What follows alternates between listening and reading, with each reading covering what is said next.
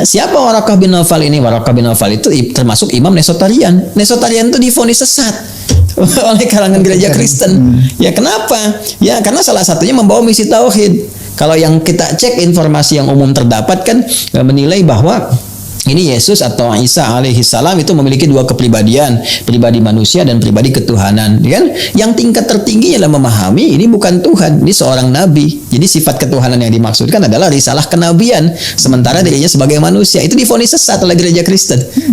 Jadi Warakah bin Naufal itu yaitu Nasara. Ya, jadi memegang teguh riwayat-riwayat sebelumnya. Apa dalil dan buktinya dari situ? Kalau didapati bahwa Warakah bin Naufal ini bukan seorang Kristen tapi seorang Nasrani, memegang teguh risalah yang datang sebelumnya, kita cek.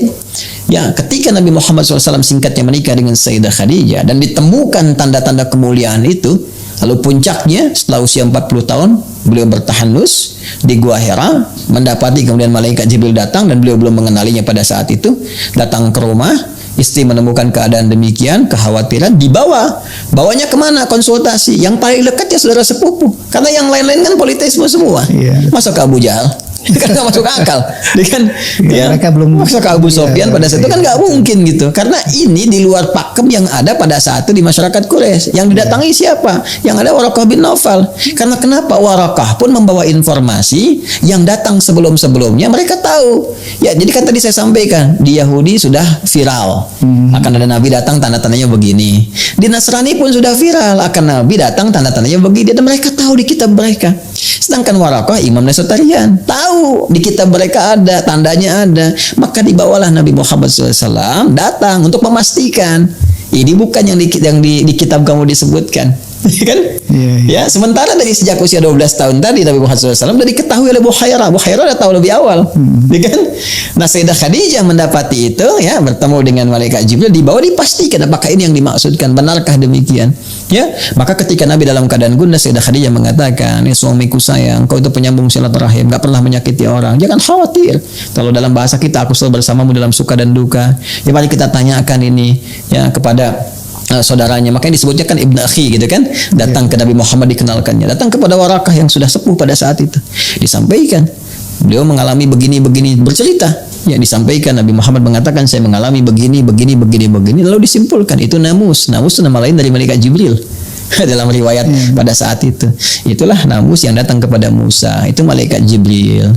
Ya, kamu diinfokan akan datang begini dan semua tanda melekat kepada dirimu. Maka disampaikanlah berita yang sampai yang viral dari sejak Nabi Musa, bahkan Nabi Ibrahim sebelumnya, ke Nabi Isa menyampaikan, terus dicatat sampai ke mereka itu. Disampaikanlah akan tiba saatnya kamu menjadi nabi, rasul, dan tiba saatnya kemudian nanti kamu akan dikeluarkan oleh kaummu. Itu sangat viral, bisa dilacak di semua kitab. Di saya bawa dua menunjukkan kalau saya mau buka, ya.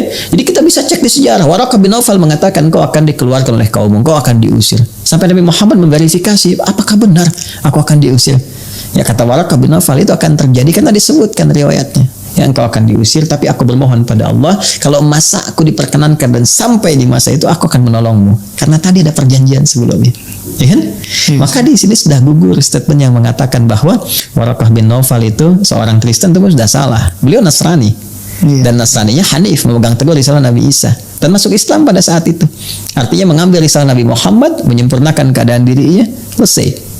Ya, kemudian Sayyidah Khadijah bagaimana? Sayyidah Khadijah jelas perempuan pertama yang masuk Islam.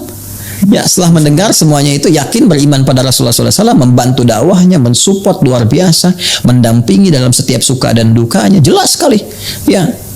Nah, jadi pertama yang memberikan sebuah kesan, walaupun yang bersangkutan tidak mengatakan langsung karena nggak berani, karena yang bersangkutan pun nggak punya informasinya.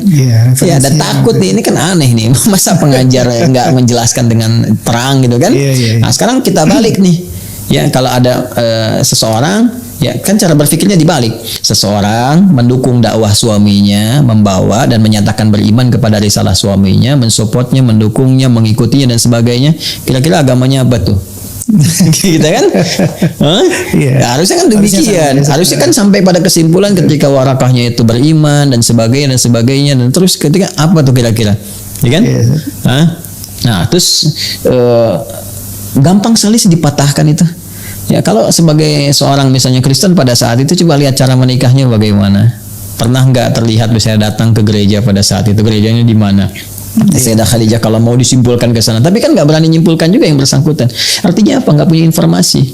Seharusnya kalau seperti itu ya jangan terlalu nekat lah gitu. Kan pintar itu anugerah, tapi bodoh itu pilihan. Yang repot kan kalau sudah bodoh nekat gitu jadi masalah. Jadi bisa membingungkan banyak orang gitu.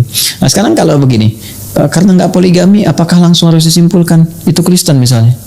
Tidak, Kan tidak bisa juga. jadi itu karena perasaan, rasa cinta yang Perasaan, mendalam. boleh jadi di situ juga ada tugas kan yang sudah tercover. Kan? Dan kita bisa bicara topik yang lebih spesifik tentang poligami. Ya, Viral karena kayak disangkanya gitu. selalu kan ke Islam. Padahal Iya, Islam itu betul, bukan memperkenalkan. Iya. Ya, Islam itu meluruskan persepsi poligami yang keliru. Lantas memberikan batas.